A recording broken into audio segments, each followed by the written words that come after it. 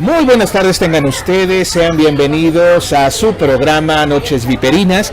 Estamos aquí totalmente en vivo para todos ustedes. Yo soy Franco Chani y estoy contentísimo de estar con todos ustedes en este viernes 13 que vamos, para algunos es un día bastante macabro, para algunos otros es día de diversión por ser viernes, pero bueno, pues ya estamos aquí en vivo desde Zúqueros, que está ubicado en la siempre gloriosa y heroica colonia Santa María la Ribera, en la calle de Cedro 183, aquí entre Díaz Mirón y Carpio, sí, ¿no es Carpio?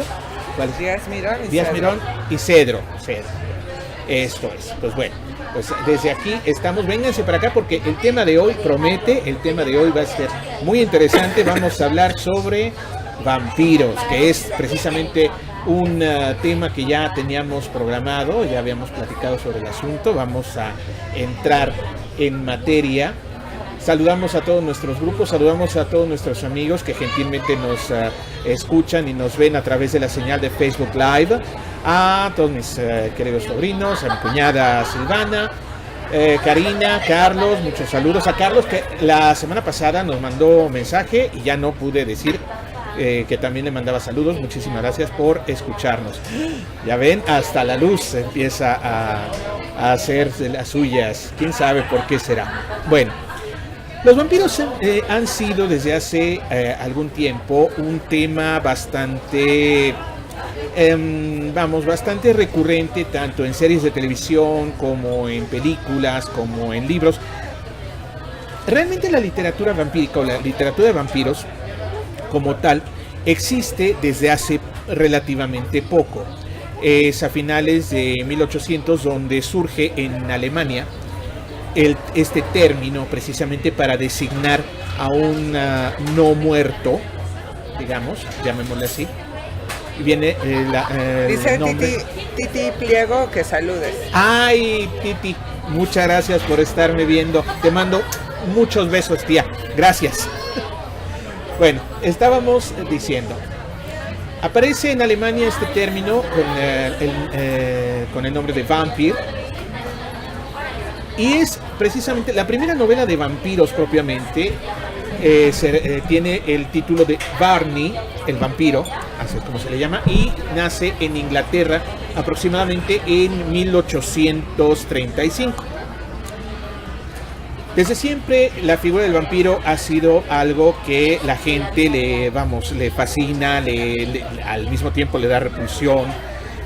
¿Qué tanto hay de cierto? ¿Qué tanto es leyenda? ¿De dónde viene exactamente? Bueno, pues vamos a precisamente hablar durante el programa sobre todo esto.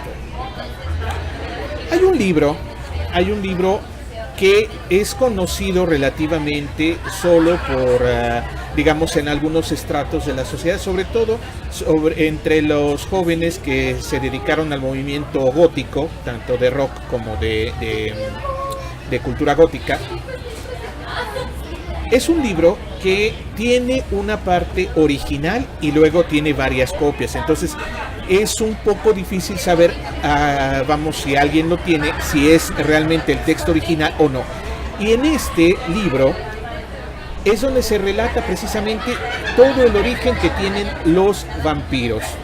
Y al libro al que me estoy refiriendo es el libro de Nod. Nod como uno de los hijos precisamente de Caín. Exactamente, estamos hablando ya, digamos, de cultura bíblica.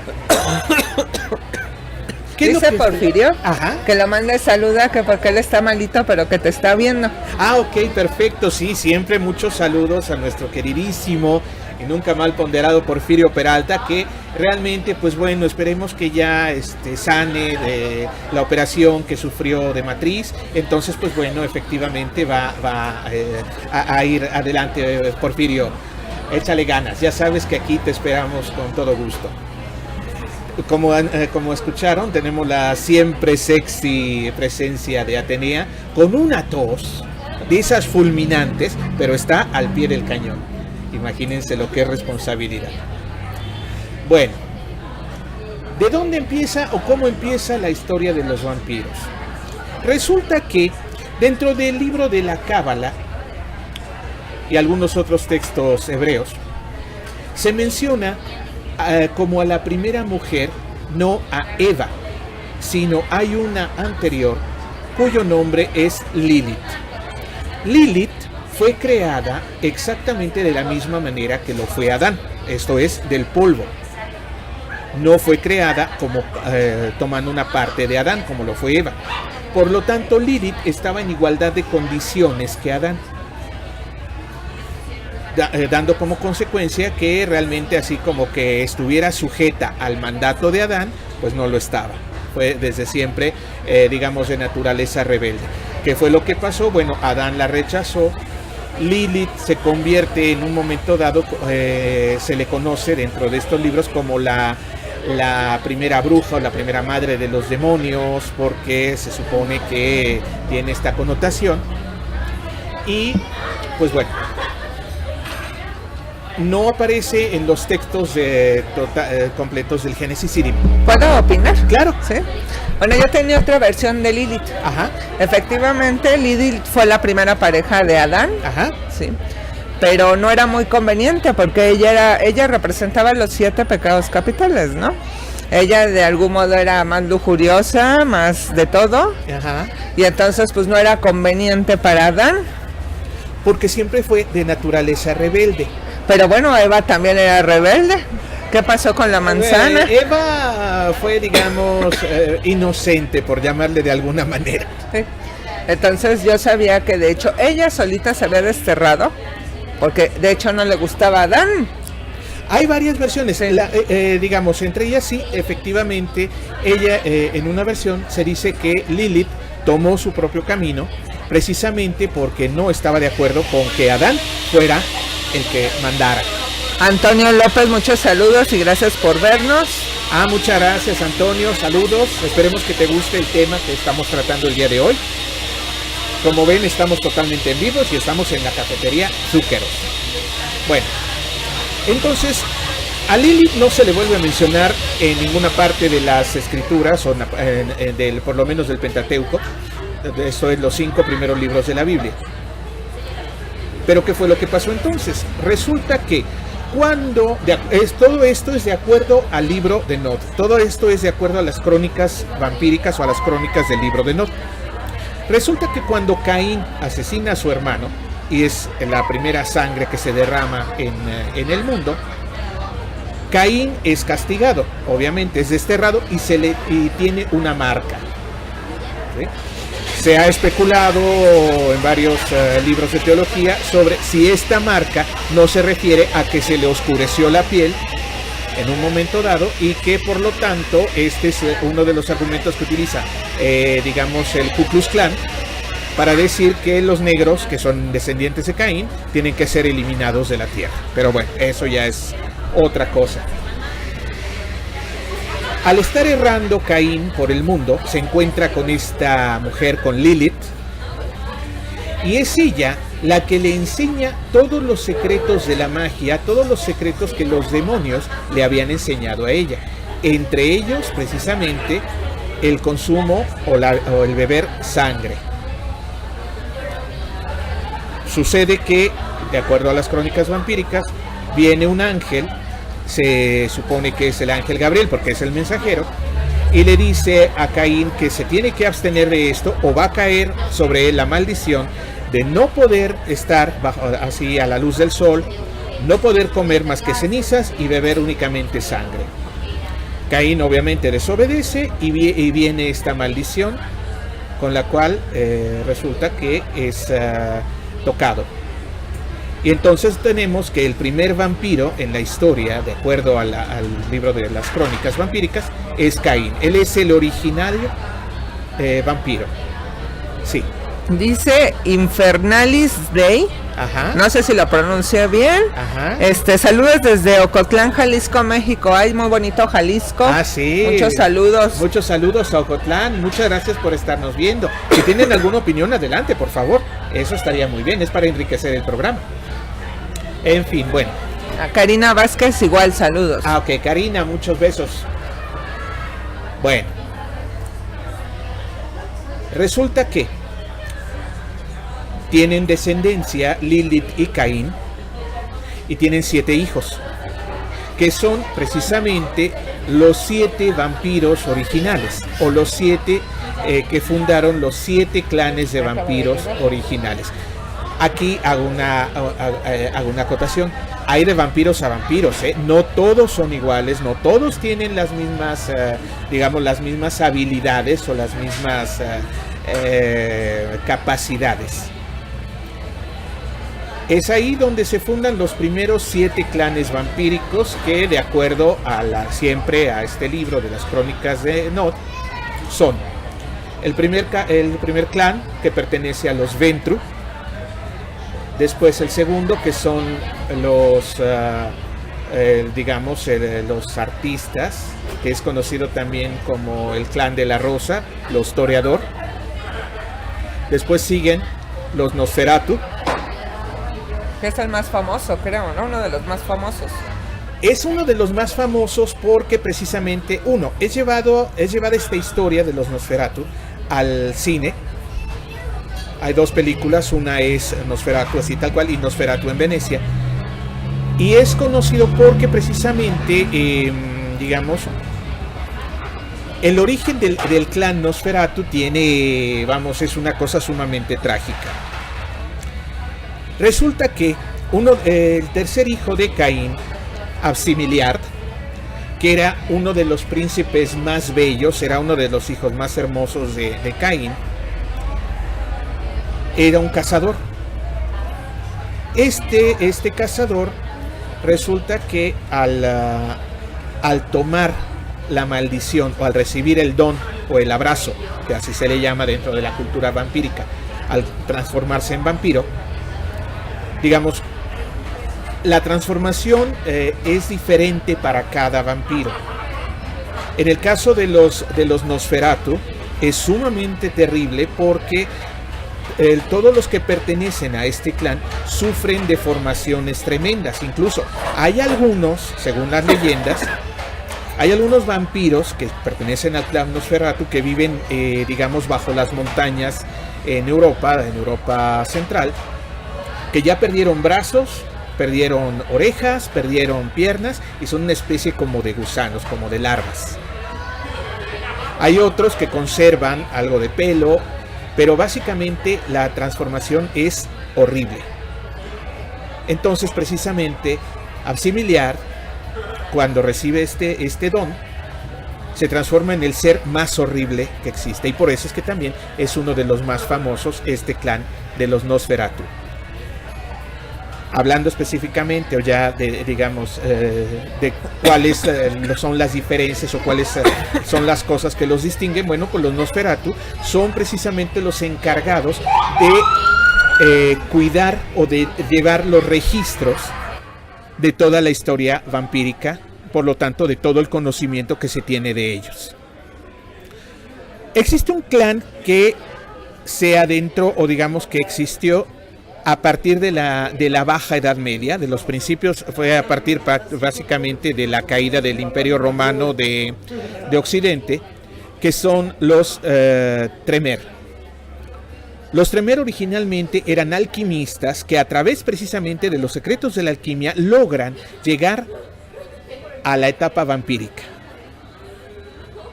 Hay otros que son posteriores a este clan. Están los Grangel. Los Grangel, que son totalmente, pueden transformarse en animales.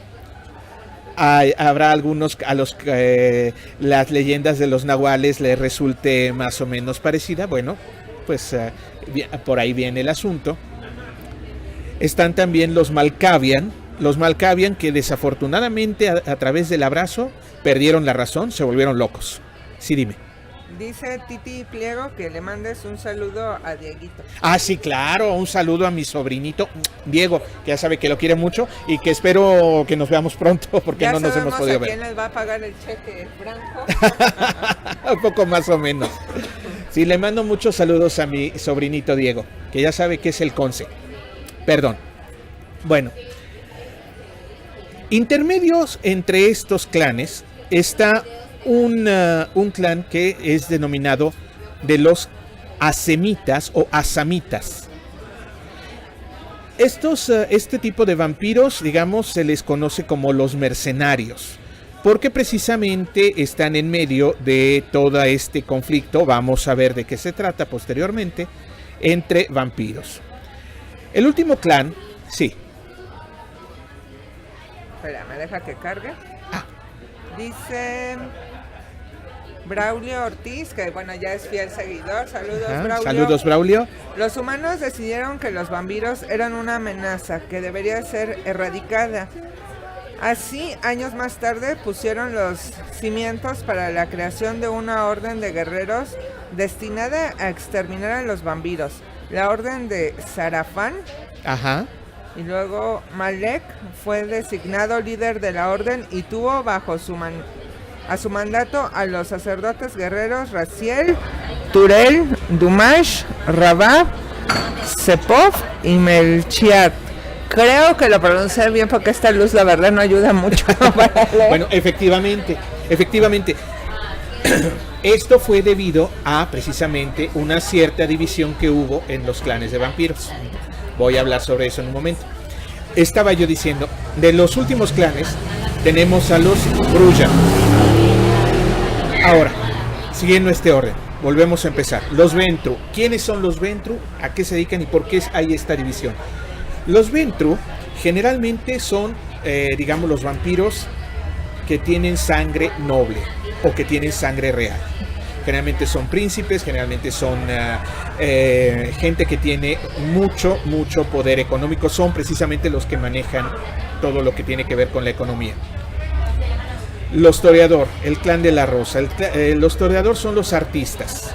Son precisamente aquellos que están fascinados con la belleza del arte. Después, los Nosferatu, ya habíamos comentado que son los que llevan los registros. Los Grangel, digamos, son los peones o la parte digámoslo así, del ejército vampiro que se dedica a las peleas más fuertes porque tienen precisamente esta habilidad de transformarse en animales. Y de hecho son bastante difíciles de controlar. Hace algún tiempo hubo una división durante una guerra que se estaba realizando entre los vampiros. ¿A qué me estoy refiriendo con esto? Caín fue el fundador de la primera ciudad, que se llamaba Enoch. En esta ciudad se albergaba precisamente a la gran mayoría de los vampiros, junto con lo que podríamos llamarle sus seguidores o sus sirvientes, que tienen la denominación de los ghouls. Desafortunadamente empezó a haber peleas entre ellos por el dominio de la ciudad y empezó a proliferar la raza de vampiros, siendo esta uno de los motivos por los cuales, de acuerdo también a las crónicas, sobrevino el diluvio. Algunos de los hijos de Caín sobrevivieron. Caín entró en lo que se le llama el letargo. ¿A qué me refiero con eso? Pues simplemente desapareció de la escena. Se supone que está dormido bajo una de las montañas de Asia Menor, no se sabe cuál. Es así el asunto. Posterior al diluvio empezó precisamente la primera división entre los vampiros. Se armaron dos grupos importantes. El primer grupo corresponde a la Camarilla, así se le llama, que albergó a los 7 clanes originales.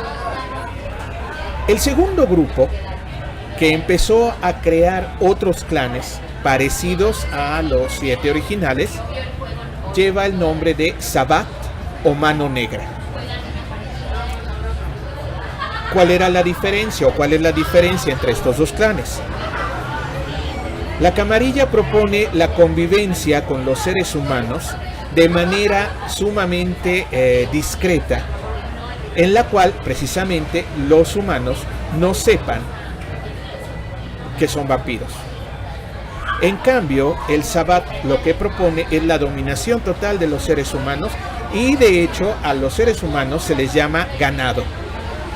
Así, esa es la denominación que los humanos tienen para los vampiros del Sabbat. Entre los clanes principales del Sabbat, de los que yo tengo conocimiento, porque hay algunos que escapan a lo que yo sepa, están, por ejemplo, las Sombras, están los Ravnos, están un clan bastante especial que es el Tsimshe, y algunos otros clanes antitribu. Hay algunos otros clanes que desaparecieron con el tiempo. Por ejemplo, cuando vino la conquista de Cartago, uno de los clanes que se habían formado, que eran los Salubri, desapareció, porque la gran mayoría vivían en esta parte del mundo. Con la destrucción de Cartago, comandada precisamente por los Ventru, a través de los ejércitos romanos, pues bueno, se desapareció este clan. Esa sería la diferencia básica entre los diferentes clanes y entre los diferentes grupos de vampiros. Hay muchísimas otras historias que precisamente se cuentan y que tienen su origen en estas culturas vampíricas primitivas. Hay algunas otras cosas que son exageradas o que son, digamos, parte de la leyenda propuesta precisamente por la camarilla para tratar de, digamos, evitar la atención o de no llamar tanto la atención sobre esta situación de los vampiros. Por ejemplo, el primer mito, la vida eterna. Los vampiros no son eternos. Eso también es un mito. Los vampiros poseen una vida un poco más larga que un humano común y corriente, y tienen la habilidad de asimilar la sabiduría de manera mucho más rápida, pero básicamente un vampiro no es eterno. 2. El mito de la sangre. ¿A qué se refiere el asunto de que un vampiro necesita beber sangre para vivir? Bueno, la sangre como símbolo representa precisamente la energía vital de una persona. Entonces, básicamente, lo que hace un vampiro es absorber esta energía vital. Pero no precisamente es, digamos, la forma física de la sangre. A mucha gente le habrá pasado que, por ejemplo, cuando está con alguna persona, después de un rato o siente sueño, y no es porque esté aburrida, o siente sueño, o se siente cansado, y no hay ninguna razón aparente. Bueno, pues precisamente esto es porque está perdiendo esta energía vital. Está siendo víctima precisamente de un vampiro. A esto se refiere el mito de la sangre. El mito del ajo también no tiene nada que ver, ni la de la estaca, ni el miedo a la cruz. Solamente hay una cosa que efectivamente tiene una cierta, digamos, una cierta verdad a medias, que es precisamente en la parte del sol. Generalmente, y precisamente por el tipo de sangre que tienen estas personas, un vampiro sí efectivamente puede tener un poco más desarrollado esta fotosensibilidad. Esto es, tiene que cuidarse mucho de no tomar mucho el sol porque le puede producir cáncer de piel, no tiene problemas para distinguir la lejanía de los objetos, en fin, por eso es que necesita lentes oscuros todo el tiempo, en fin, todo ese tipo de cosas. Allí sí, esa es la única parte que es, digamos, medianamente cierta. Medianamente porque obviamente se puede exponer al sol, pero no por periodos muy largos, porque si no, bueno, tiene problemas en la piel, ¿no? Pero no estalla en llamas. Ahí sí no. ¿Hay algún mensaje? No, ok. Bueno, seguimos. De las historias vampíricas o de las historias que tienen que ver con vampiros y que tienen origen precisamente en todos estos documentos del libro de Nod, hay una que llama mucho la atención y tiene que ver precisamente con una vampiresa que es del clan de los Nosferatu. En Rusia hay una tradición que habla acerca de una bruja sumamente poderosa, que es la bruja Baba Yaga. Bueno, pues Baba Yaga precisamente perteneció al clan de los Nosferatu. Incluso entre las leyendas que se cuentan de esta bruja, casi todas inician diciendo que cuando Rusia era joven Baba Yaga. Cuando Rusia era poderosa era Baba Yaga. Cuando Rusia decayó Baba Yaga. Sí, perdón. Dice Karina Vázquez que y el mito de que no se reflejan en los espejos. Ah, no, tampoco. Eso de la no reflexión en los espejos tiene más bien, les comento, uno de los puntos principales o de las reglas principales que tiene la camarilla es tratar a toda costa o lo más porque se pueda de hacer que los humanos desconozcan totalmente cómo se puede identificar un vampiro.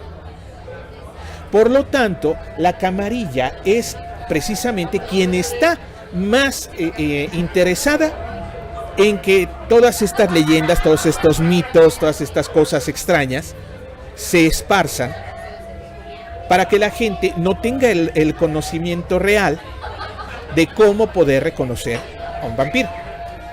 Entre ellas, por ejemplo, la no reflexión. Se supone que de acuerdo a la tradición cristiana, un vampiro no se refleja o no tiene reflejo porque no tiene alma, porque es un no vivo.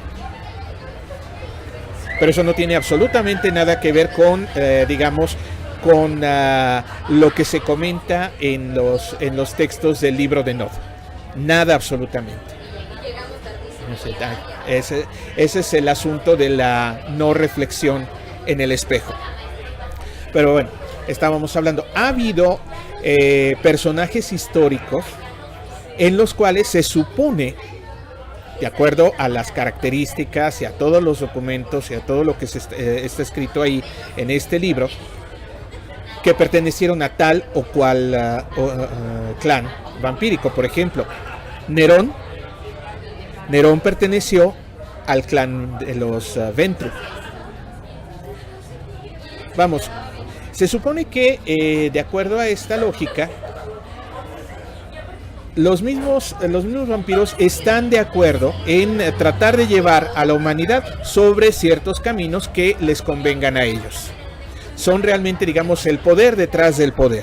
Así como se especula acerca de esta raza de extraterrestres, de los reptilianos, bueno, pues de acuerdo a este libro de Nod, los vampiros serían el poder detrás del poder. Y siguiendo ciertas características de la lógica y descripción de clanes, por ejemplo, Hitler también pertenecería a alguno de los clanes vampíricos. En este caso, por ejemplo, específicamente al clan de los Grangel, de los animales. Hay ciertas características que tienen, por ejemplo, el uso de ciertos colores en los símbolos propiamente, reflejan la pertenencia a tal o cual clan. Por ejemplo, en el caso de los Grangel, el color rojo sangre mezclado con el negro y el gris son los colores propiamente a los que pertenecen a este clan, que son precisamente los colores elegidos por Hitler para el uso de los uniformes de la SS, si ustedes se dan cuenta. Es un cierto tipo o un cierto tono de rojo en específico. Ahora se supone que los vampiros están, infiltrados en todos los estratos de la sociedad, desde la iglesia hasta la política, pasando por las, por las sociedades civiles, etcétera. Siempre hay alguien que está a cargo de esto, que en un momento dado puede llegar a pertenecer a estos clanes dependiendo, digamos, de la propia naturaleza. Es algo por el estilo. No sé, ¿alguna duda? Bueno, yo en alguna ocasión había leído que también los vampiros sí tomaban sangre, pero de una forma medicinal, porque es como una enfermedad. Hay una enfermedad efectivamente que está establecida, sobre todo es en la parte de precisamente de Transilvania, o digamos del este de Europa, en donde sí, por una deficiencia de vitamina D, es necesario digamos, las transfusiones. Antiguamente, bueno, era la ingesta totalmente de sangre. Y tiene que ser fresca porque después pierde propiedades. Al coagularse, sí, obviamente pierde propiedades. Esto es, digamos, de acuerdo existe esta enfermedad debido a la falta de vitamina D. Y se pensaba que al consumir la sangre fresca se podía suplir esta deficiencia. Pero generalmente lo hacían con animales. Exactamente. Posteriormente, conforme fue avanzando la ciencia y se dieron la parte de las transfusiones, actualmente se sigue trabajando de esa manera. Cuando hay una deficiencia de vitamina D, inmediatamente lo más recomendable es la transfusión. Eso es por un lado.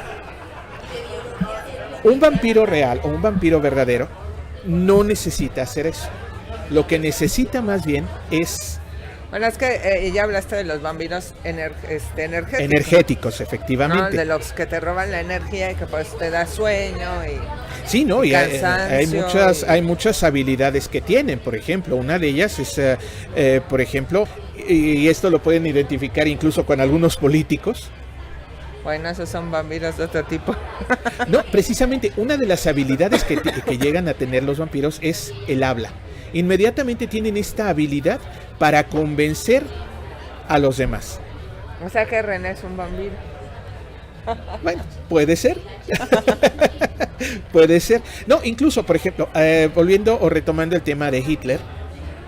Hitler en todos sus discursos o en todo lo que él utilizó como propaganda, por ejemplo, jamás en ningún discurso aparece alguna frase que diga abiertamente o específicamente maten a los judíos. No. No, pero ahí era una manipulación, ¿no? Lo que pasa es que él utilizaba la psicología inversa. O sea, él no decía maten a los judíos, él decía que les prohíbe matarlos. ¿Qué es lo que los detiene? No, y el terror psicológico. En alguna ocasión pasaron un documental que meten a la cámara a 2 personas, ¿no? A 2 hombres. Y a uno sí lo descuartizan completamente. Uh-huh. Y al otro le cierran los ojos, ponen una cubeta de peltre. Ajá. Y le ponen agua de hielo encima. Y el hombre se muere automáticamente del terror porque ya se sentía descuartizado. Ajá. Sí, efectivamente. Por ejemplo, eso, que es una práctica totalmente terrible de manipulación mental y de todo ese tipo de circunstancias, de acuerdo precisamente a la descripción que existe del clan Grangel, eso es sumamente, dado en ellos. Incluso, por ejemplo, en el caso de estos clanes que no pertenecen a la camarilla, de los clanes del Sabbat, este clan de los Tsimshe, que es mejor conocido como los dragones. ¿Por qué se le conoce así? Bueno, pues porque ellos encuentran, digamos, el gusto con la deformación física. Hay una leyenda que viene precisamente de España y la cual utilizó Gaudí para sus diseños. En la parte de España donde había todavía algunos ejemplares de Tsimshe, se realizó una cosa que se le llamaba la Catedral de Carne. La Catedral de Carne eran las víctimas que utilizaban los Tsimshe, que estaban cosidas, o sea, seres humanos vivos, y estaban cosidos unos con otros, formando este edificio. Es una cosa horrenda, estamos hablando de cosas sumamente terribles, ¿no? Gaudí utiliza esta leyenda y se basa en ello para el diseño de la iglesia o de la basílica de la Sagrada Familia en Barcelona. Si ustedes se dan cuenta o si ustedes han tenido la oportunidad de ver esta iglesia, que es una iglesia monumental, todas las, digamos, todas las formas que tiene son formas totalmente orgánicas, o sea, sí. Vamos, no son, no están basadas ni en el gótico, ni en las líneas rectas de todas las demás iglesias, sino son formas curvas, y son sumamente cargadas, precisamente como si fueran pedazos de personas o pedazos de piel. No se ve como piedra. También hay una catedral que ahí está, pero no me acuerdo cómo se llama, que está en Viena, que está el órgano de un compositor muy famoso que se me fue el nombre. También ahí de hecho, de Bach, pero no me acuerdo ahorita cómo se llama la catedral, se me fue. Hay gárgolas adentro. Ajá. ¿No? O sea, bueno, las gárgolas es precisamente otra cosa. Las gárgolas se crean porque efectivamente, tuvieron una creación durante la Edad Media, precisamente con el propósito, así como nos comentó nuestro amigo, de este ejército que se formó para, acabar con los vampiros. Un elemento importante de este ejército eran las gárgolas. Las gárgolas tuvieron su origen con esa intención. Por eso también el tipo de colmillos. Porque tenían que ser seres que fueran sumamente fuertes, que fueran capaces de destrozar a un vampiro. Sí, porque tenían garras como de águila. Ajá. Los colmillos como de un león, como Ajá. de un vampiro. Alas. ¿No? Las alas. ¿Por qué las alas? ¿A qué se refieren las alas? Las alas son un símbolo muy común tanto entre los vampiros, por ejemplo.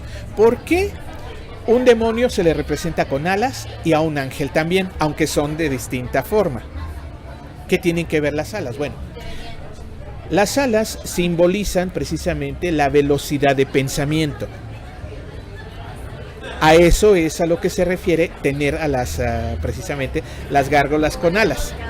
Porque tienen que ser sumamente inteligentes, sumamente veloces para poder acabar con esta maldad, ¿no? Por eso es que en la gran mayoría de las iglesias medievales en Europa están las gárgolas en las esquinas, porque están cuidando que no entre ningún vampiro. Que no entren espíritus malignos o que no entre ningún vampiro, se supone. Que ya dijimos que, si están dentro de la iglesia, realmente las cruces les hacen cosquillas, ¿no? Ahora, en donde nos hemos centrado un poco más es en lo que son los vampiros en Europa. Antes, también se supone que toman sangre porque les rejuvenece. Pero en sí la sangre tiene propiedades, ahora la usan los artistas, más que la separan en plaquetas. Ajá. Y les rejuvenecen, ¿no? Se supone también eso.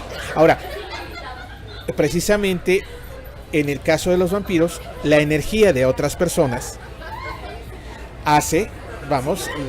les da así como las vacunas antivejez un efecto, pero genial. Es efectivamente cierto. Ahora, estábamos diciendo que me he centrado un poco más en todo lo que tiene que ver con vampiros europeos o de cómo pasaron los vampiros a Europa. Dice Héctor Contreras Vázquez, interesante Ajá. tema, saludos y felicidades. Muchas gracias, Héctor, qué bueno que te esté gustando, muchos saludos. Víctor Hugo Farías Arredondo. Ajá, Víctor. Está muy interesante, pero no hablen de los sarnosos políticos. No, pues por eso le cambié el tema. Es que Bonifacio hoy se quedó de niñera, pero no estamos hablando. No estamos hablando de políticos. Estamos hablando que los vampiros, pertenecen a todos los estratos sociales, entre ellos los políticos.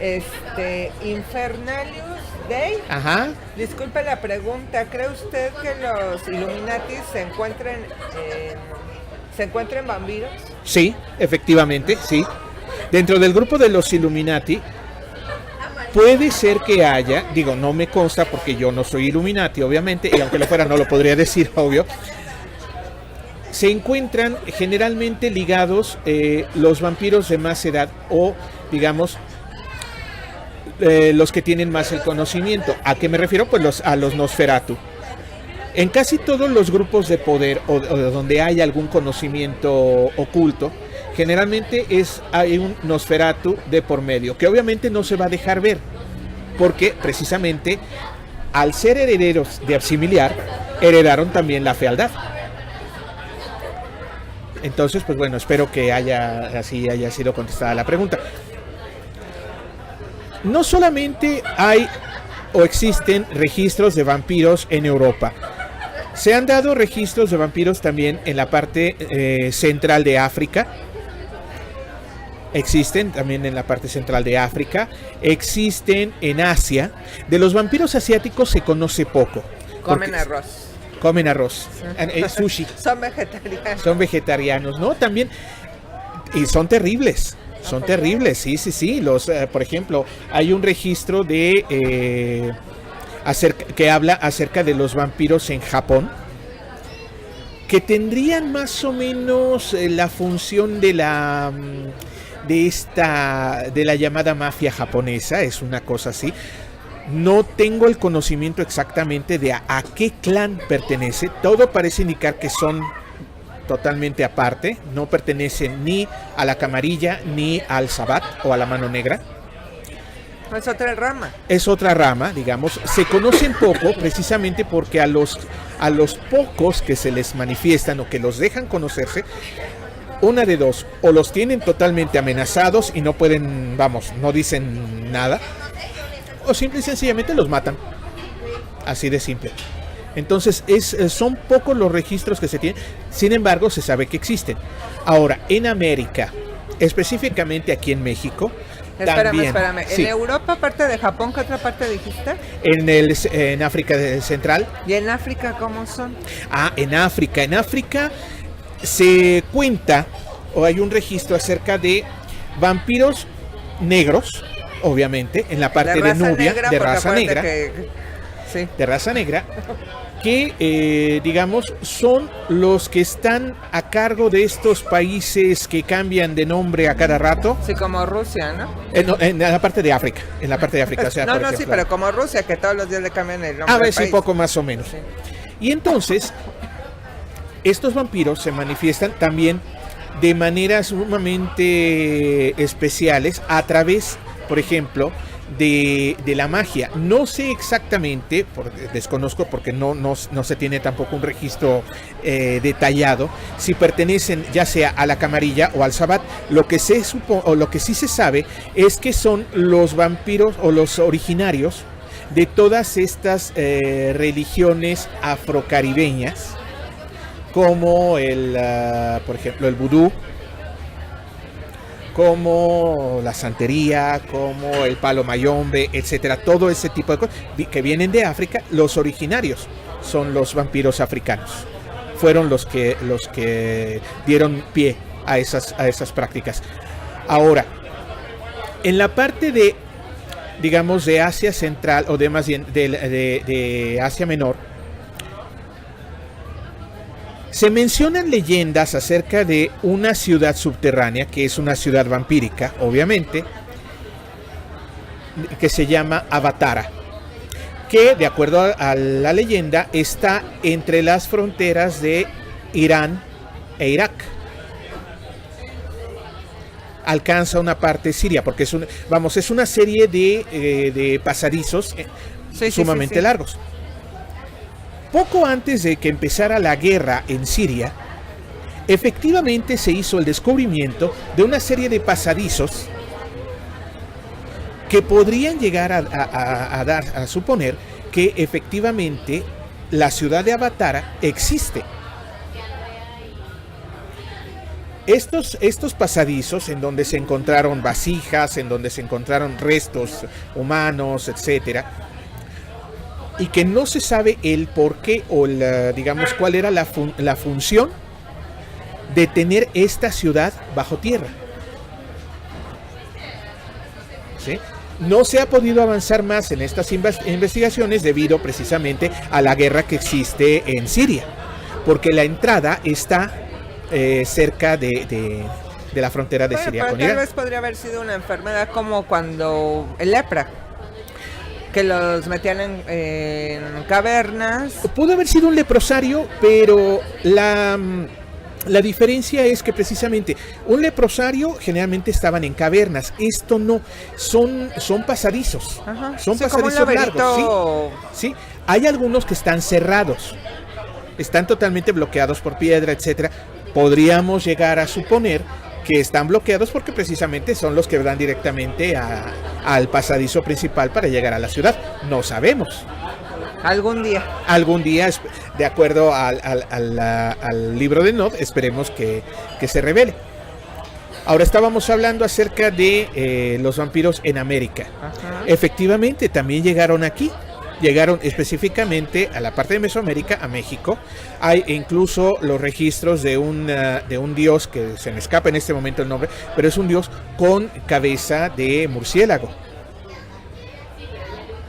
Ajá. Y de hecho, uno de los nombres correspondientes a la etnia que viene precisamente, o que estaba ubicada en la parte de Querétaro, en el territorio de Querétaro, que ocupa actualmente ese estado, que son los chichimecas. Este nombre, efectivamente, lo que significa es chupadores de sangre. Porque, de acuerdo a las tradiciones... Bueno, ya, gracias Google. Ah, ¿ya lo googlearon? Dice Camatost. Camazost. Entre los zapotecas de Oaxaca. Ajá. Efectivamente, sí, era Camazost. Continúa. Pues bueno. Pues efectivamente, este nombre estábamos diciendo de los chichimecas, que significa succionadores de sangre, porque durante las peleas, durante las batallas, tenían la costumbre de que al enemigo que lograban derribar, inmediatamente, ¡fum!, se le iban encima a chupar sangre del enemigo, porque efectivamente, volvemos al mismo principio, de esta manera absorbían toda la energía y todas las cualidades y demás de este enemigo, ¿no?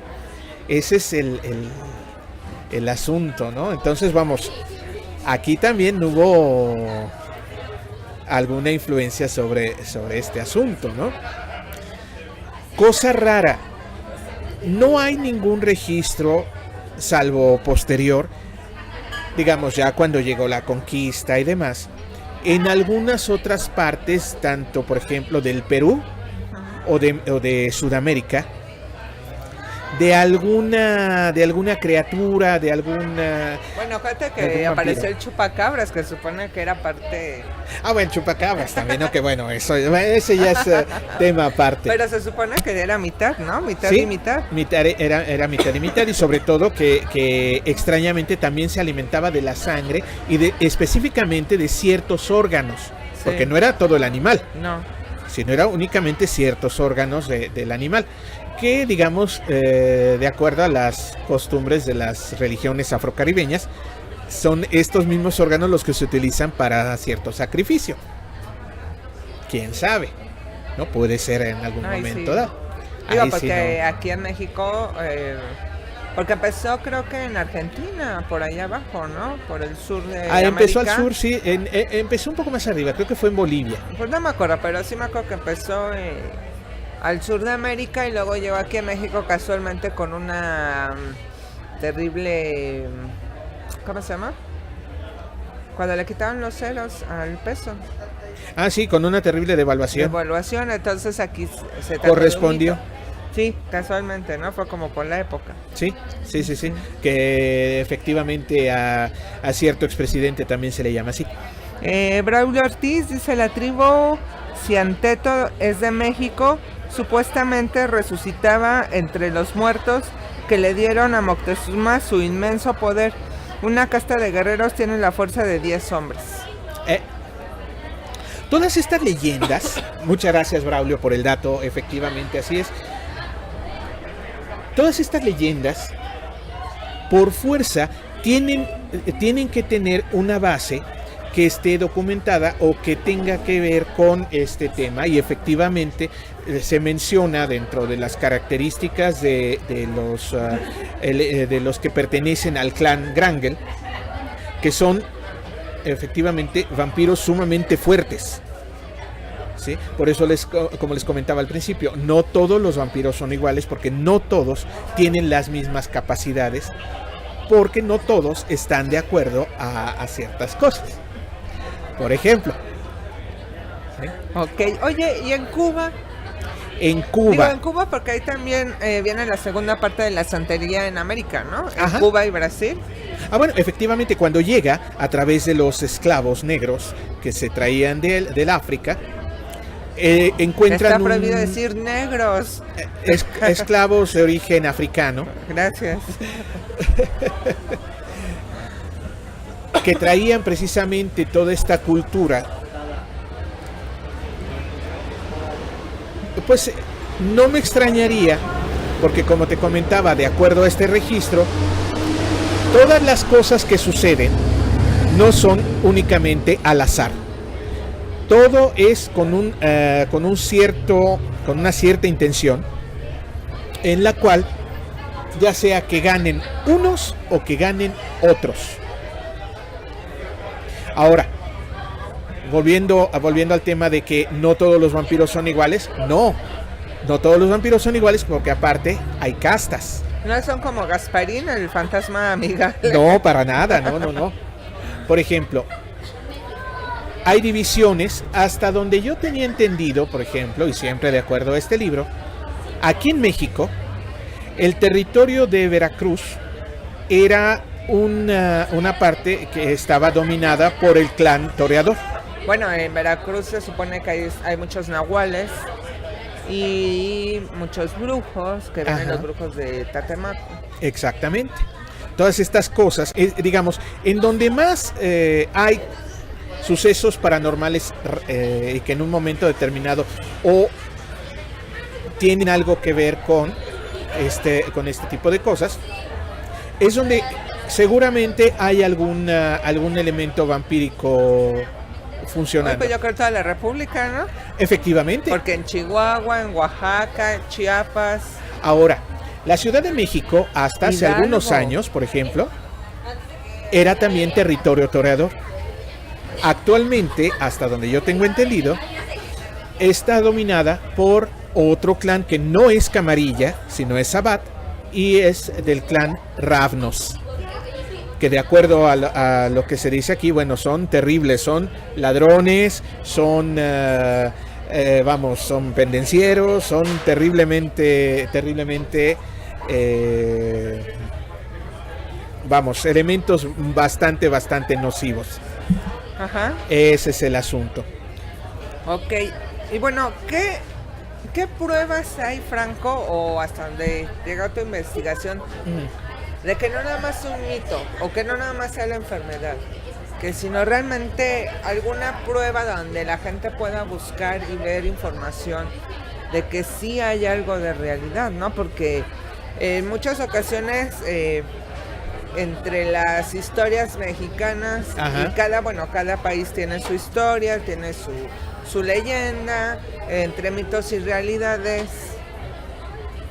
Esto es, bueno, yo toda esta información que traje el día de hoy, desde un principio, como te comentaba, la saqué del libro de Nod, que me fue sumamente difícil conseguir porque, como comentaba al principio, hay copias, digamos, que no tienen textos realmente antiguos, o no tienen textos realmente fehacientes. Es un poco difícil encontrarlo, pero existe. Ahora, alguna prueba real, una prueba real física, desafortunadamente no la podemos encontrar todavía. ¿Por qué? Porque de existir esta prueba, sería el acabose. Pero sí hay pruebas.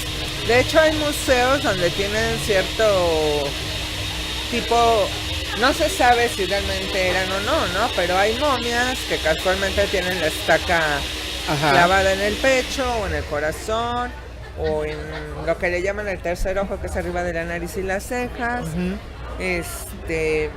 Hay dentadura que pareciera de digamos, con los caninos Sí. más Digo, desarrollados. ahora hay gente que se los manda a hacer, ¿no? Actualmente sí, Sí, pero bueno, en efectivamente. ese entonces pues era casi imposible. Ni siquiera sabían que era un dentista. A ver, digamos, existían, pero eran elementos sumamente dolorosos, ¿no? Sí. Entonces no todos Era muy sádico, ¿no? Sí, no todos se querían someter a una situación así.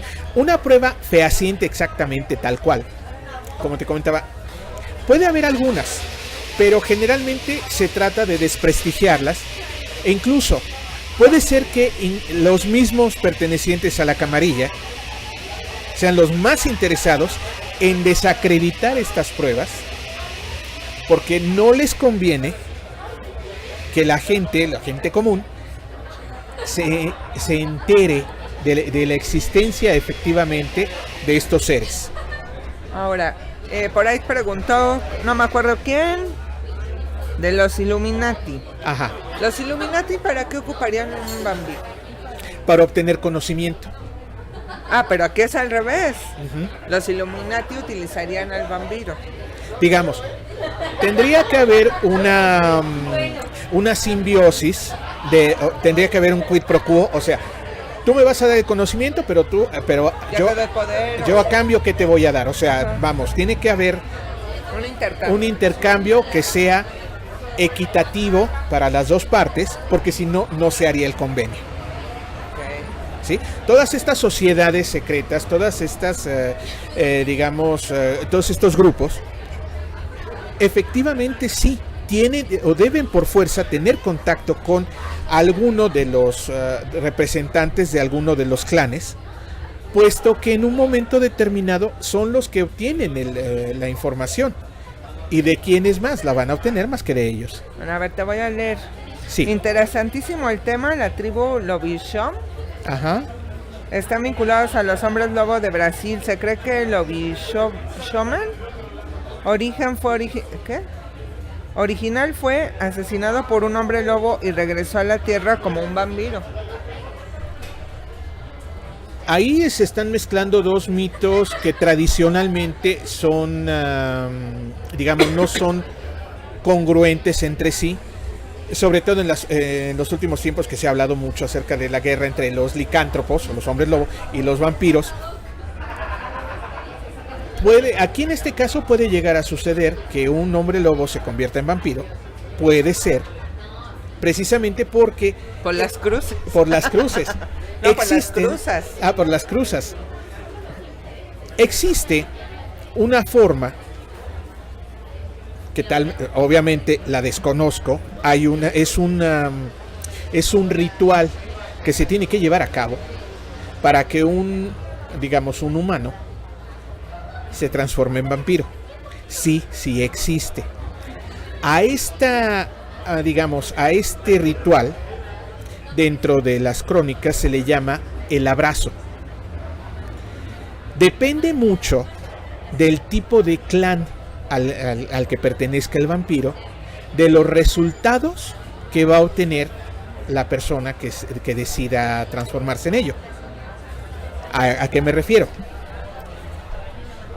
Si corre con muchísima suerte y es un Ventru el que lo transforma o el que lo abraza, bueno, es una cosa maravillosa porque de entrada, obtiene poder y riquezas. Y estatus. Y estatus, obviamente. Pero si es el caso de un Nosferatu, Ya te jodiste. quién sabe, cada Nosferatu es distinto, pero una de las características propias del clan es la deformidad física. Entonces, pues, cada quien, puede llegar a presentar alguna que otra cosa. Sí, dime.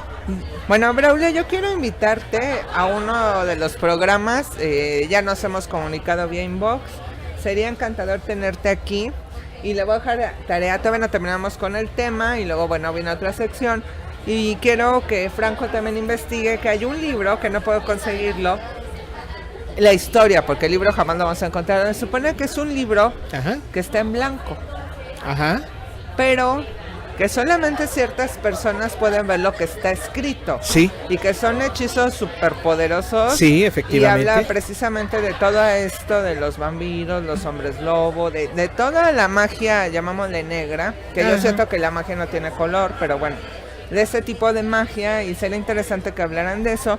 Braulio pide, hablenis de la rivalidad entre el hombre jaguar de Cacaxtla, por favor.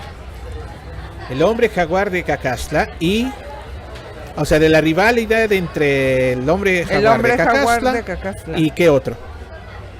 De Hablenis, creo. Okay. Es que no sé si puso Hablen. Ah. A ver, ahorita a ver si lo leí bien. Hablenis de la rivalidad entre el hombre jaguar de Cacaxtla, por favor. ¿Será la rivalidad entre un vampiro y el hombre jaguar? Bueno, en un momento determinado, como les comentaba, todo depende de los intereses que cada clan tenga. Cada territorio que pertenece a algún clan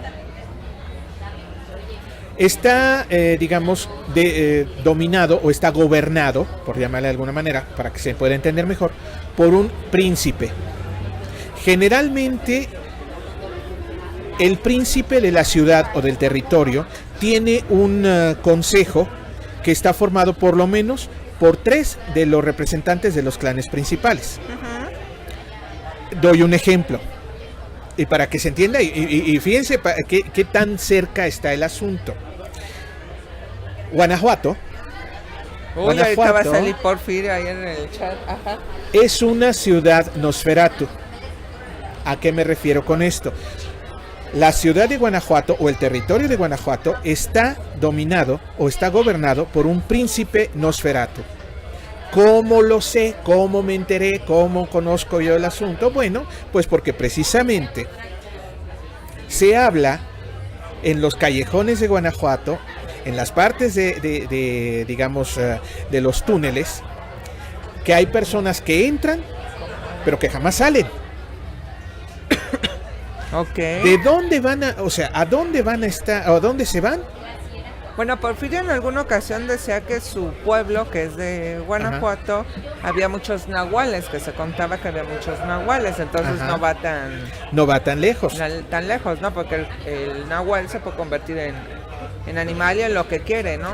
Ahora, cuando, digamos, se viaja de una ciudad a otra o de un territorio a otro, una de las primeras cosas que se tienen que hacer precisamente para no tener problemas es entregar un salvoconducto al príncipe de la ciudad, para que así uno pueda recorrer el territorio sin ningún problema. Otro ejemplo, París. Bueno, París sí ha sido famosa.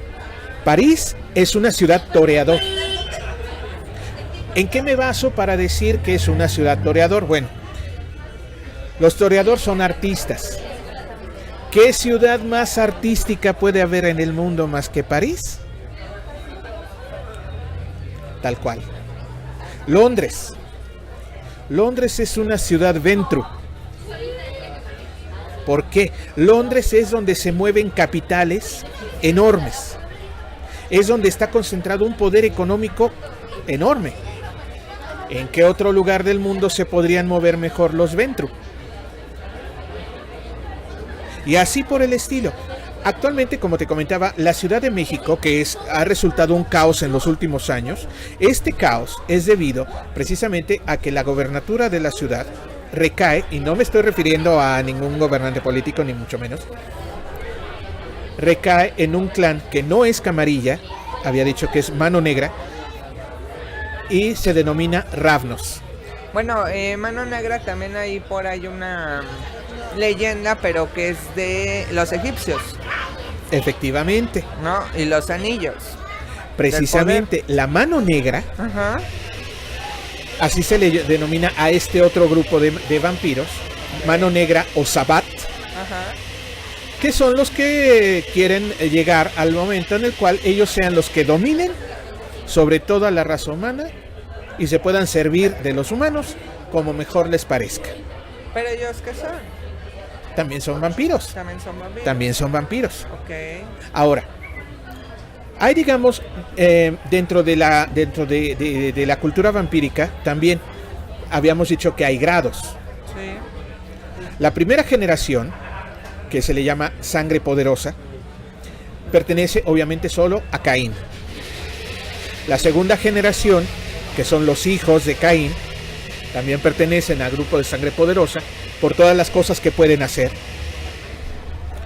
Existe la tercera generación, que son los servidores de los hijos de Caín, y así se va diluyendo hasta donde yo tengo entendido. Actualmente, digamos, lo que se les llama Caitif o neonatos, digamos, los vampiros más recientes. Ajá. Ya estamos hablando de una 16ª, 17ª generación,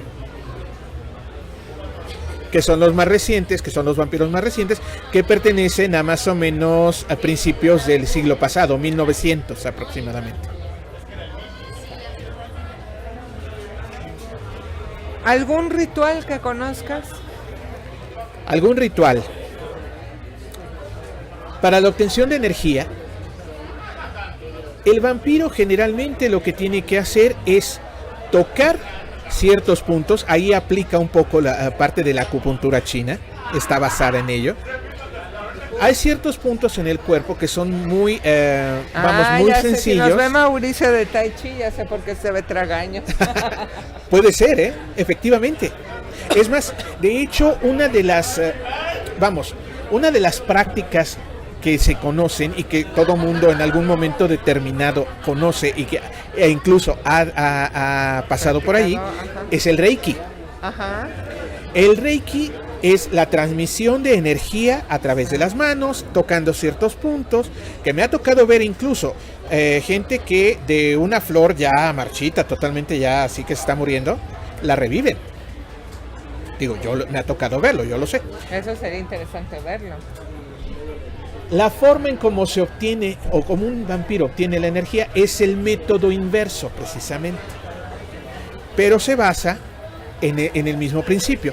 El tocar ciertos puntos de energía, o también, ojo, un vampiro, para que te pueda robar la energía, tiene que estarte viendo a los ojos todo el tiempo. No puedes desviar la mirada. No me ves a los ojos. Y no me mires con esos ojos. O bien, por ejemplo, una de las formas que hay para que no te roben la energía es o cruzar las piernas o cruzar los brazos. ¿Por qué? Porque de esta manera te estás cerrando a la otra persona. Sí, también la mano. La mano. Porque estás cerrando tus canales de energía hacia la otra persona. No estás dejando que fluya. Esto digamos, para las personas que les hayan ido alguna vez a leerles las cartas o cosas de esas. Digo, si es un buen lector de cartas. Vamos a tener un lector aquí de cartas. Sí, ya nos dijeron. Sí, va a haber programa especial. Un buen lector de cartas, lo primero que te pide es, ¿sabes qué? Por favor, no te cruces. Ajá. Porque si te cruzas, se detiene el flujo de energía y entonces en las cartas no sale nada. Claro. ¿No? Entonces, por ejemplo, ese es el asunto con los vampiros. La forma más fácil de que se obtenga la energía es así, tocando ciertos puntos. Es más, incluso a través del sexo. Las maneras más efectivas de robar energía son: 1, a través del miedo, o 2, a través del placer. Cuando una persona te dice, ay, es que no sabes, es que me fui con tal y me enloqueció porque me hizo de todo, cuidado. Porque eso quiere decir que a través del sexo también es una forma en que un vampiro puede obtener energía. Oye, dice Braulio Ortiz. Ajá. que qué mal que no está don Porfirio, porque para decirle que seguro se baña con sangre de inocentes, a sus 300 años se va entero.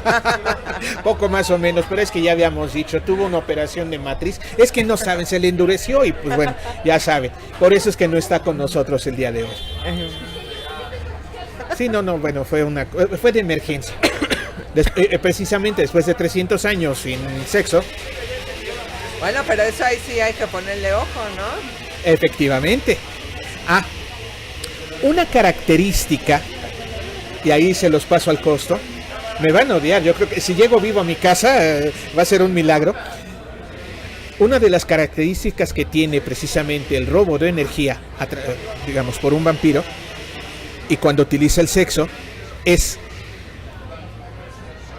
puede hacer que la otra persona llegue al orgasmo, pero un vampiro no lo va a hacer, porque al llegar al orgasmo el cuerpo libera una cantidad de energía tremenda. Claro. Y ahí es donde el vampiro la va a aprovechar, claro, la va a absorber. Claro. Un vampiro no llega al orgasmo, ¿por qué? Porque si no también liberaría esa energía y se pierde. Sí, de nada sirve, ¿no? Efectivamente. Entonces, mucho ahí, ojo, chicas. Sí. Ojo con eso. Mira. Sí. Por eso te digo. ¿Hasta terminar clase de sexo? No, lo que pasa es que tiene que ver ahora. Del otro lado, como habíamos dicho, que una de las formas de robar energía es, por ejemplo, a través del miedo. O bien, otra forma que no es tan común porque es mucho más difícil, pero también es bastante efectiva, es cuando una persona se la pasa jodiéndote la vida y te hace enojar. Cuando tú te enojas, cuando tú te enfadas, liberas una cantidad de energía tremenda. Claro. Dice Infernalis Day. Sí. Cuando uno nace puede ser vampiro y no saber. Y si hace lo... Y si es así, supongo que quiere decir, ¿cómo lo puedes saber? Ok. Sí, efectivamente puede ser. ¿Por qué? Porque alguno de los padres, pues, si no es que los dos, son vampiros. ¿Cómo lo pueden saber? Pues simple y sencillamente tratando de ver bueno, si eres manipulador, si... Eso se nota inmediatamente. Se nota inmediatamente cómo va, por dónde va el asunto, sí. Acuérdense, una de las características fundamentales que tiene un vampiro es la velocidad del pensamiento. Ajá. Un vampiro puede ser capaz de, digamos, de tener una inteligencia sumamente brillante y de entender conceptos muy complicados rápidamente. Sí, soy vampiro, saqué una entrevista con el puro nombre. Ya, por ejemplo. Por ejemplo, una cosa así. Sí, digamos, puede ser, ¿eh? Ahora, hay ciertas habilidades naturales. Cuando en una cierta película se habla acerca de que Drácula podía dominar tempestades y demás, efectivamente hay cierta habilidad, tanto para la taumaturgia, como para la adivinación, como para, digamos, la comunicación con los animales. Esa también es otra característica, dependiendo del clan. No me hagan un test porque creo que te voy a poner que sí. Por ejemplo, el vean clan qué bien me llevo con los animales de Hombre. dos patas. El clan que tiene más o es más proclive a esta habilidad con los animales es precisamente el clan Grangel, porque ellos mismos son animales, o sea, son los que tienen un problema tremendo para manejar la ira.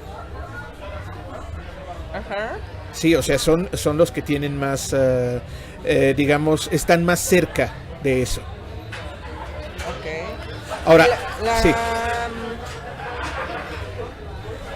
La manipulación creo que es mucho más fácil para ellos, ¿no? Para lograr sus fines y... Efectivamente, un vampiro es más dado a saber manejar a la gente, a poderla manejar de acuerdo a los propios intereses, y en pocas palabras, la gente hace lo que el vampiro quiere, consciente o inconscientemente. Porque uno de los puntos principales es que el vampiro seduce. Sí. De acuerdo al viejo proverbio de se consigue más miel, más cosas con la miel que con la hiel. Obviamente los que están totalmente fregados, pues obviamente son los Nosferatu. Sin embargo, hay unos vampiros, hay un clan de vampiros que son los que, son expertos en la seducción, porque incluso es un arte para ellos. Y son los toreadores, los artistas.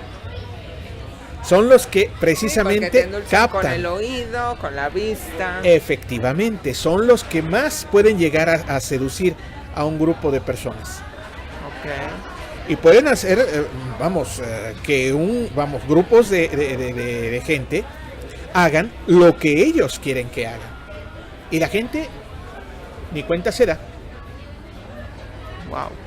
Cuando están en un concierto, por ejemplo, y me estoy refiriendo a, porque hay algunos vampiros, algunos toreador, que son estrellas de rock. Una de las mayores formas en las cuales se obtienen energía es precisamente a través del público. Cuando a un toreador precisamente se le debe la frase de es que el alimento del artista es el aplauso. Claro, obviamente. Bueno, ya estoy contra los toros, cambia de tema. Originalmente no se les llamaba así, tenían otro nombre que está oculto, pero a partir precisamente de la Edad Media fue cuando empezaron a llamárseles toreador. Es una cosa así. La primera toreador de la historia fue precisamente una de las hijas de Caín, era la princesa Araquiel. Ok. Wow, pues es una mucho cosa tema así. De dónde. Sí. Vamos a hacer una pausa, queridos amigos, y regresamos aquí en su programa Noches Viperinas.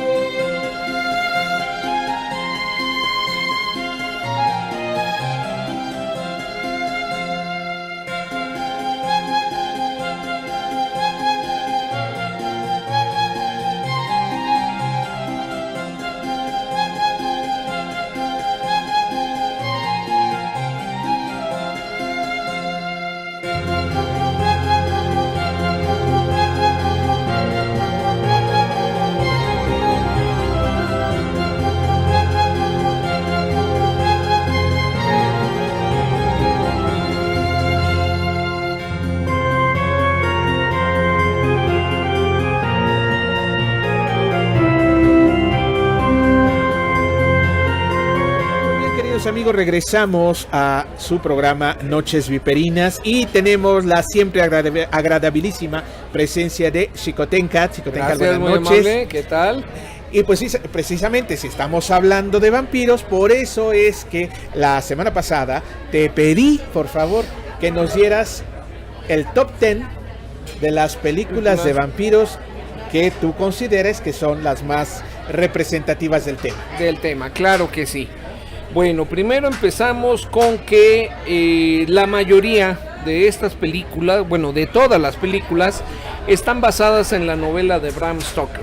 Ok, que es un punto importante. Eso es como el 90%.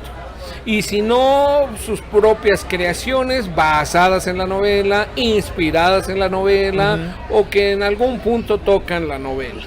O alguna cosa que tuviera la novela. Ahora, ¿de qué viene la de Bram Stoker?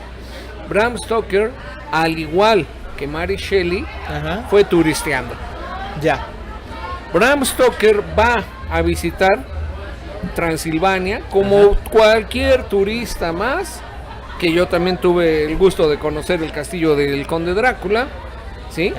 Y se topa con los niños, que también aquí, por ejemplo, en Guanajuato los hay, hablando de Guanajuato, ¿qué te cuentan la leyenda del Callejón del Beso? No preguntes. También. Entonces Bram Stoker va a Transilvania, en un cafetín, le cuentan la leyenda y pues el señor regresa a Inglaterra y pues hace su novela. Ya. Mary Shelley fue la misma jugada en este caso, que también tiene que ver porque en varias películas de Hollywood pues se unen los tres monstruos sagrados del cine, que es Drácula, que es Frankenstein y el hombre lobo. Y una característica, perdón que te interrumpa. Sí, no, claro. Una característica interesante acerca de la novela de Mary Shelley, de Frankenstein, es que jamás hace una descripción de la criatura. No. Toda esta imagen que nos llega a nosotros posteriormente del monstruo alto con la cabeza cuadrada y los electrodos y todo esto fue una idea que se le ocurrió a este actor genial, que es uno de las vacas sagradas de los actores de las películas de terror, que fue Boris Karloff. Claro, ¿no? Y ahorita te menciono a otros dos más, que es Peter Cushing, Bela Lugosi y Christopher Reeve. Christopher, ¿qué es? Perdón, se me fue el nombre. Ay, siempre se me va el apellido, lo confundo con Reeve. Reeve es el de Superman. Sí, Reeve es el de Superman. Christopher Lee. Sí. Perdón, Christopher Lee. Son de los monstruos sagrados del cine. No, esto es otro boleto, ¿no? Okay. Bueno, entonces Mary Shelley también, en este caso Mary Shelley es por el chisme, porque has de saber que Víctor Frankenstein de Ginebra sí existió. Ya. Y sí sí hizo al monstruo, no lo echó a andar. Y bien, él le platicaba todo a su novia y la novia, bien paniqueada, le contó a su amiga, adivina quién es. Mary Shelley. Mary Shelley, a ver, cuenta más. Ay, en serio, amiguita, y estaba haciendo la novela así. Y de hecho, también te voy a comentar que un doctor del Seguro Social aquí en México, en la Clínica de la Raza, en 1980 y tantos, es el primero que hace un reimplante de brazo. Una amputación. Sí, boom, salió volando el brazo de un estibador en Veracruz. Lo trajeron en helicóptero. Casualmente venía un helicóptero de la compañía, lo trae, venía en hielo, logra reimplantarlo. Y hasta después que es un éxito el reimplante del brazo, él comenta que se basó muchas cosas leyendo la novela de Mary Shelley de Frankenstein. Frankenstein. Mira, es interesante. Bueno, y dijo que se esperó hasta el último porque decía que si lo decía antes se lo iban a acabar. Claro, sí, porque estaba tal vez infringiendo alguna regla del hospital. Todo el rollo. Bueno, entonces en este caso Bram Stoker, regresando, pues turisteó, conoció el lugar y vámonos. Y empezó a hacer su novela y de ahí viene un desgranadero de mazorca, pero a lo bestia, basados en su novela. ¿De acuerdo? Con el nacimiento del cine, viene pues obviamente la inspiración, empezamos a tener, ahora tomemos en cuenta que a finales del siglo XIX el cine estaba virgen, lo que viniera era nuevo. Hoy en día ya tienen mucho problema, pues es allá, es allá. Y más si es ciencia ficción. Sí, no, totalmente. Bueno, empezamos con el top 10. Aclarado esto, empezamos. Claro, yo no estoy con ninguna compañía ni nada, así que es mi apreciación personal. Y si a alguien no le gusta, ¿qué creen? Pues con la pena. Es simplemente apreciación personal. Sí, son 52 años de ser cinéfilo. Y pues obviamente me llevo un poquito más que las modas. Pero ni modo, algunas ocasiones, de esta ahorita la primera que te voy a mencionar, el 10, empezamos con el número 10. Con el número 10. ¿Qué película? Y Crepúsculo. Crepúsculo, el número 10. Número 10. Y dime, y la consideré en la saga por la cantidad de seguidores que tiene. Realmente a mí no muy me convence la historia romántica entre un vampiro, una humana y que se la quiere quitar, darle baje un hombre lobo. O sea, la mera verdad se me hizo de lo más pues así, pero cuando tú ves a todos los seguidores que tiene la saga, pues tú dices, bueno, sí, efectivamente, únicamente digamos por volumen volumen de seguidores, por eso entró en el top 10. No por otra cosa, honestamente, ¿sí? Aquí los actores famosos, pues son ¿cómo se llama? Permíteme. Ay, nunca me acuerdo de esta niña.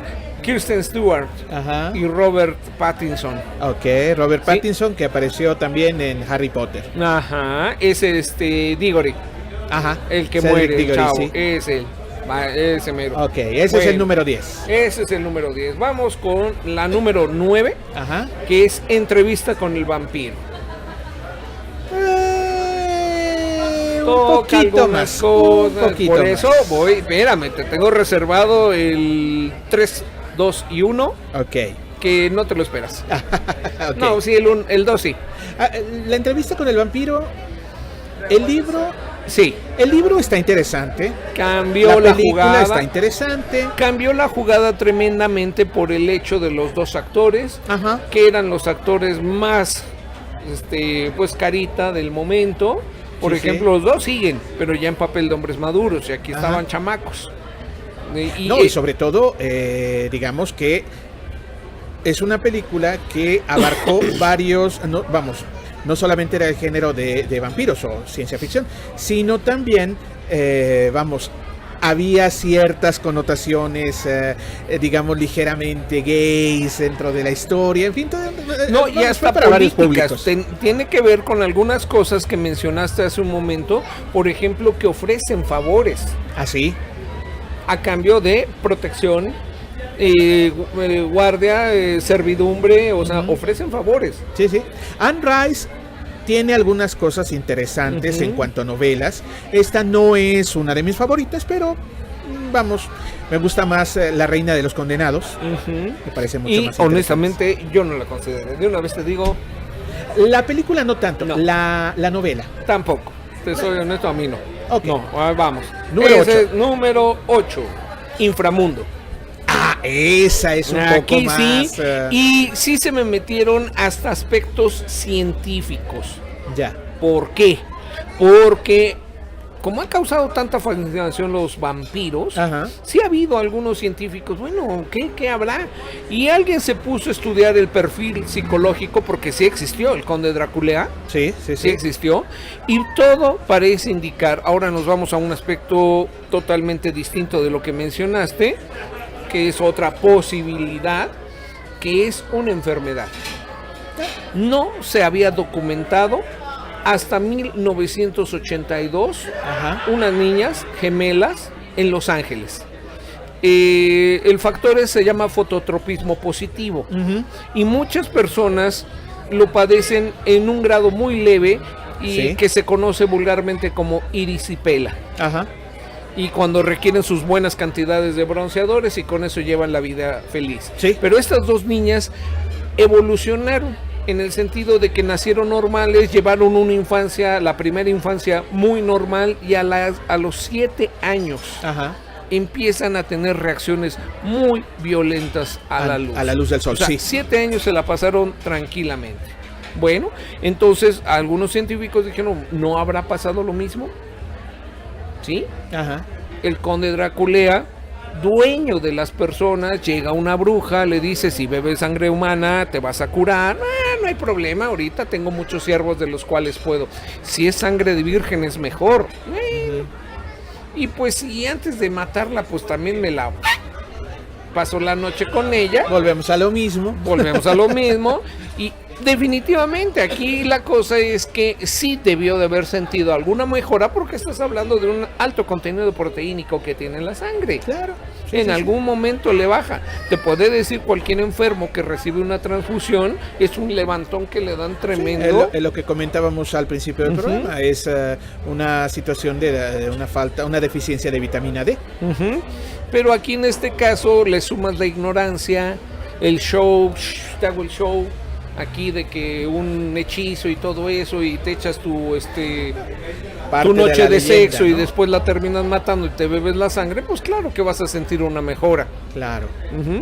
Ok. Bueno. Esa era la 8. La 8, inframundo. Entonces Inframundo. La guerra entre los Lycans, o sea, los hombres lobo, y los vampiros, pues resulta bastante atractiva. El que se ha manejado que uno es sirviente del otro, Efectivamente. o sea, es bastante Ahora, motivo. dentro de esta película, lo que me llamó la atención, la primera, las subsecuentes ya no me... No tanto, porque fue apegarse al éxito, también estoy de Exactamente. acuerdo. Pero dentro de la primera, hubo algunos elementos que inmediatamente reconocí por todo lo que Ya he ha leído estado antes. leído. Uno, para empezar, se filmó en su mayoría en una ciudad totalmente vampírica, que es Cracovia. Ujú. Dos, dentro de la corte vampírica que se maneja, hay algunos elementos que efectivamente están basados en los registros o en las crónicas del libro de Nod. Tanto la división de clanes como digamos, el orden jerárquico que tienen. Los Matusalén, que son los vampiros más viejos, que tienen que guardar, digamos, un cierto tiempo de reposo. En fin, entonces, eso fue lo que me llamó más la atención de la película original de Inframundo. De Inframundo se vinieron la saga.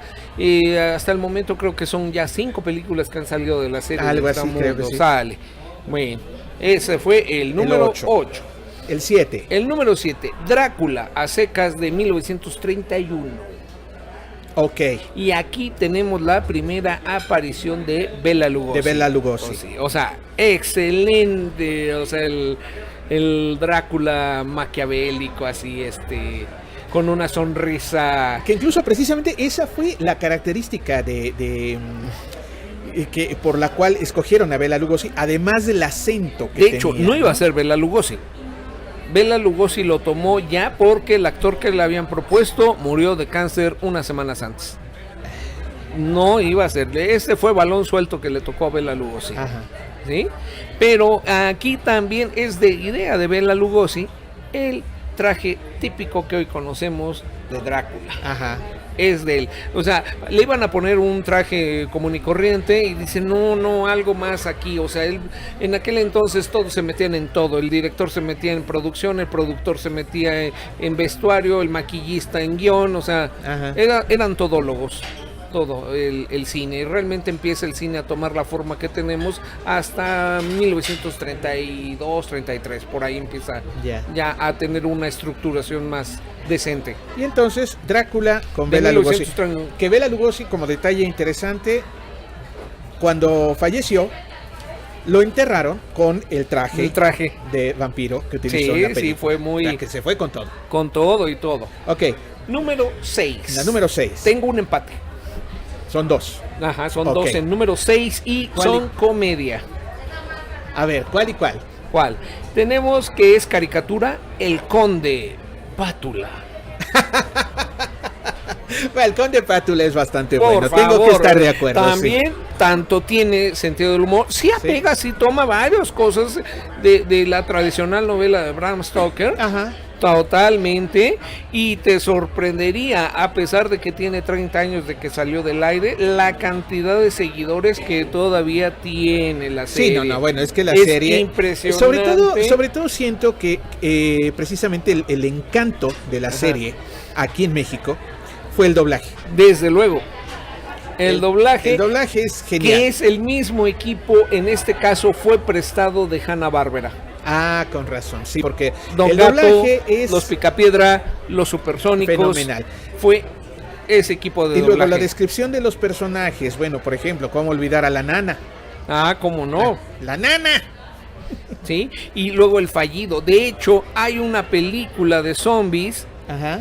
de risa también, que se roban una escena del Conde Pátula, lo dice claramente el director. En inglés se llamó Weekend at Bernie's. Ah, ok. Y lo tradujeron en español como Un muerto pero de risa. Nada que ver el título. Claro, sí, no.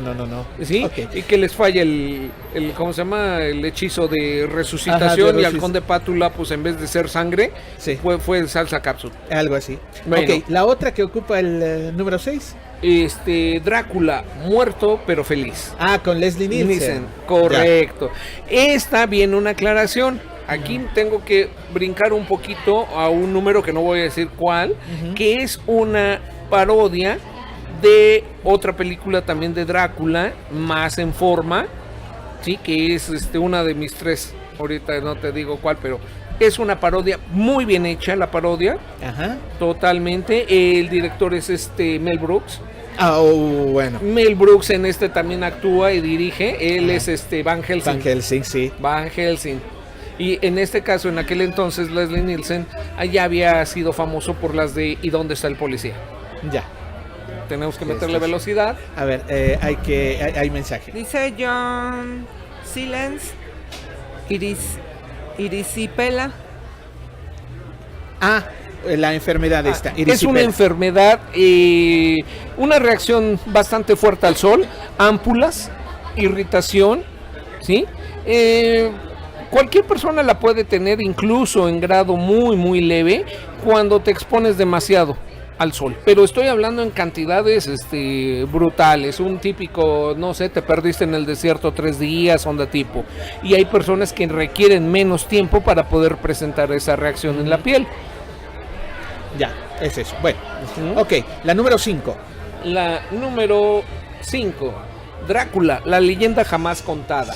Es una de las más recientes entregas. Ajá. Aquí menciona, y en todas las demás, realmente Drácula no hace lujo de sus poderes de control sobre animales o la naturaleza. Aquí sí. Ajá, sí, efectivamente. Sí. Aquí hace. Y en este caso me lo manejan a Drácula como una iniciación. O sea, él no era vampiro, se ve en la necesidad, termina por doblar las manitas y cae ante ¿cómo se llama? Las sombras. Sí, efectivamente. Y entonces utiliza sus poderes en lo que él cree que es para algo bueno. Definitivamente está interesante me gustó la trama.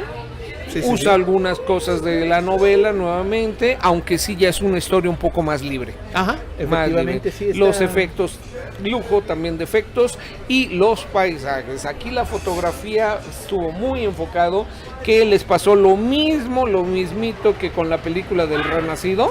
Ajá. Que ya no encontraban lugares donde hacerla.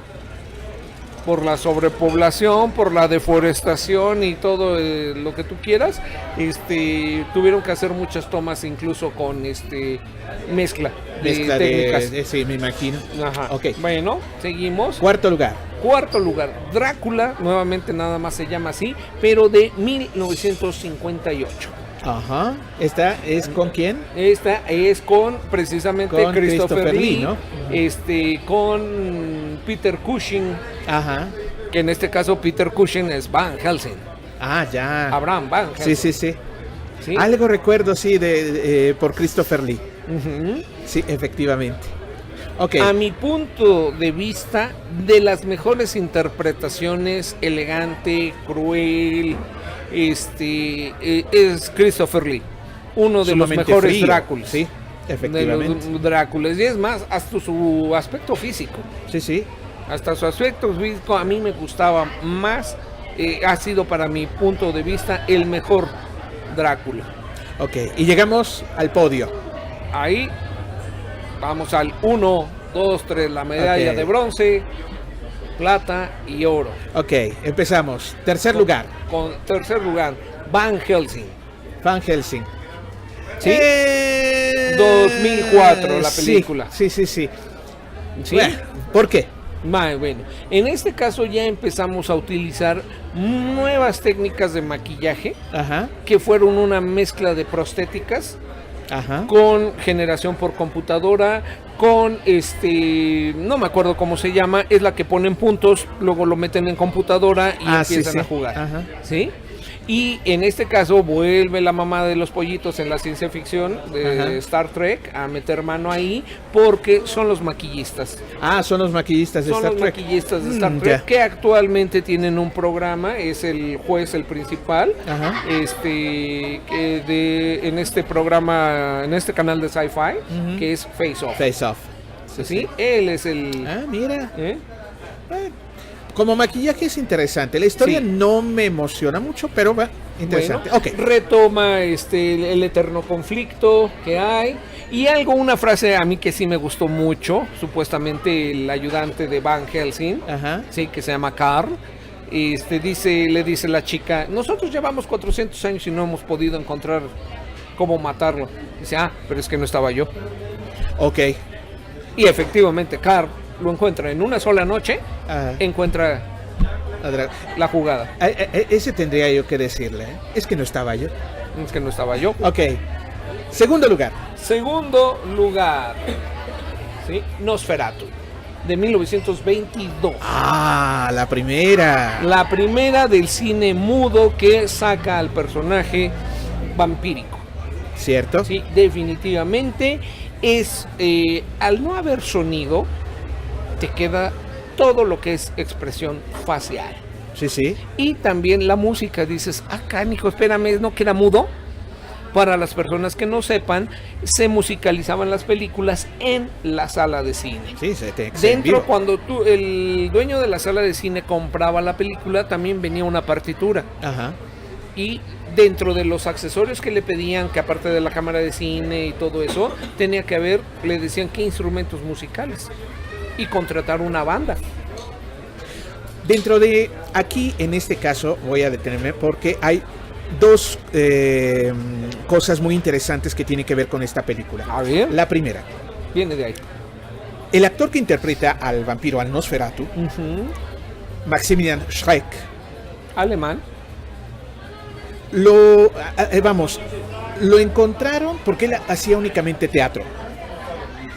El efecto que se le llamaba el efecto de navaja, que es cuando el conde Orlok, porque no podían utilizar el nombre de Drácula, porque la viuda de Stoker no les dio el permiso. No.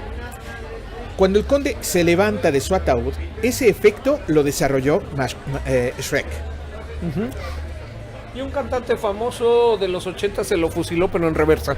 Muy interesante el hecho de que antes de esa película solamente lo que él había hecho era teatro. Después de esa película se pierde la pista totalmente de Max Schreck. No se sabe más ya de él. Se desconoce absolutamente qué fue de él. No convivía con la producción. Las comidas, si es que comía, se le llevaban a su camerino. Entraba desde que llegaba al set de grabación, ya en personaje, y se retiraba a su camerino y no lo volvían a ver en todo el día. Raro, ¿no?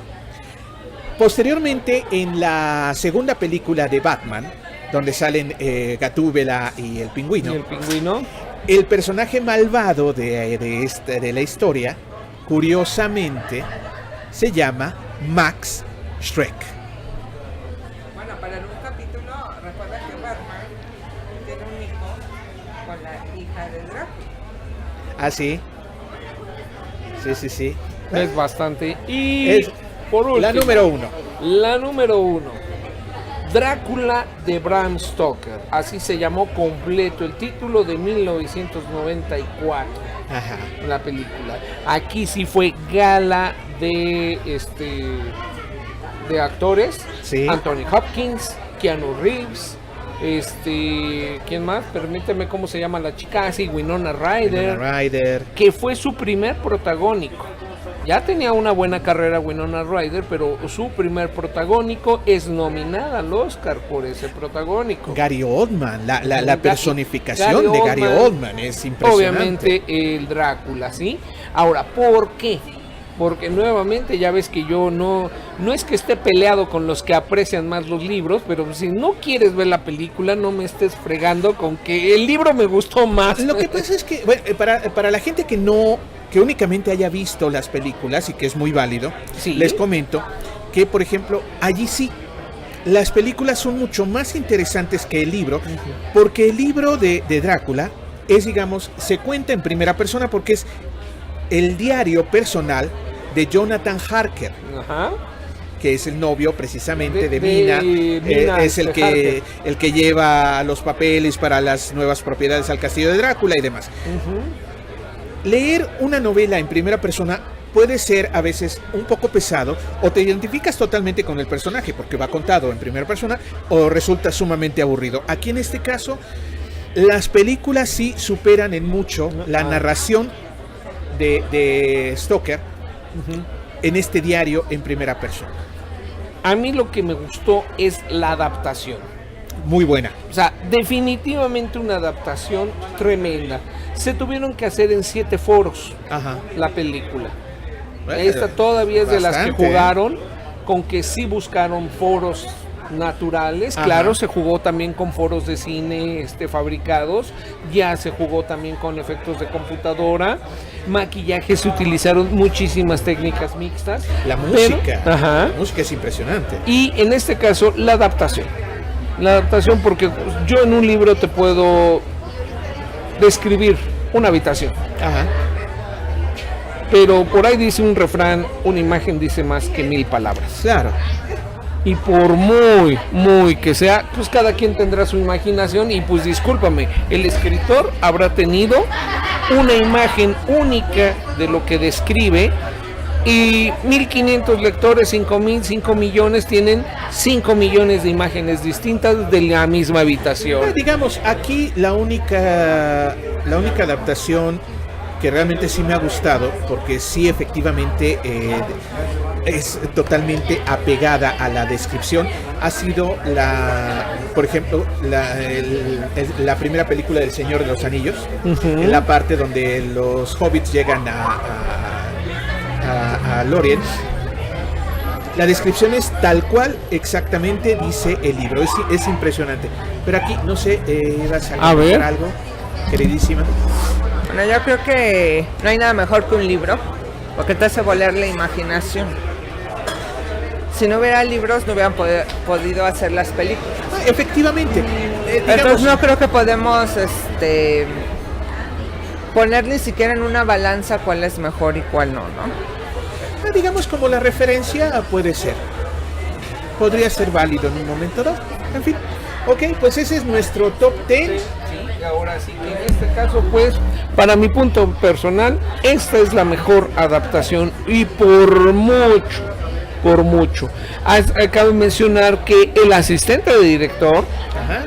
después, también es asistente de director de una de las mejores adaptaciones que también he visto de los 3 monstruos sagrados del cine, que es El Hombre Lobo, que es Lobo, ajá, en el cual el actor principal es Benicio del Toro. Ajá. Para mi gusto personal es la mejor adaptación, ¿sí? Ya. Más apegado a lo que es el tercer monstruo sagrado del cine. Y lo mismo para Frankenstein, la que más me ha agradado de toda la gama de películas de Frankenstein. La mejor es en la que participa ¿cómo se llama? Tiene poco, Kenneth Branagh, Sí.